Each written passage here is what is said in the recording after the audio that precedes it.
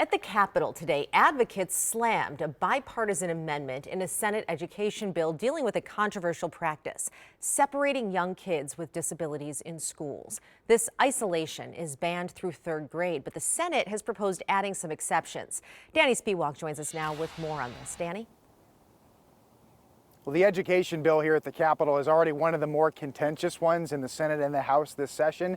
And now, with less than 2 weeks to go until the deadline to get a budget done, this issue of seclusion in schools, as it's known, is one that could lead to a dispute between the Senate and the House.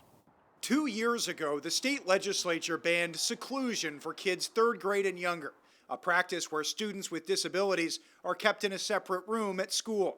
Disturbed we're even talking about this. Molly Hofford is the mother of a son with autism and a former school staffer who used the technique herself. I have never had that guilt off my shoulders. On Thursday, Hofford joined Mid-Minnesota Legal Aid and other advocates at the Capitol to oppose a Senate amendment approved by both parties that adds an exception to the seclusion ban. While the Senate education bill proposes expanding the ban to kids through 6th grade, it would also allow the practice if explicitly agreed to by the students' parents and the rest of the individualized education program team. We are reeling.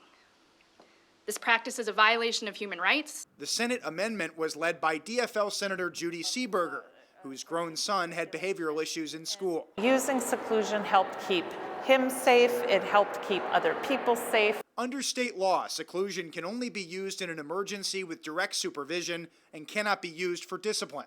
And for students to whom it's even further traumatic or damaging, it shouldn't be used in those situations.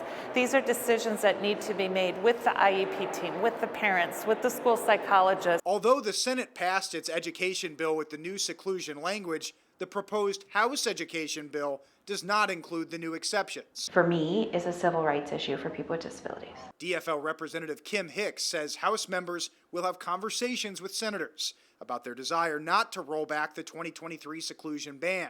We have worked to move this forward and that we're committed to not making a U-turn. Now, the House of Representatives has not passed its own education spending bill.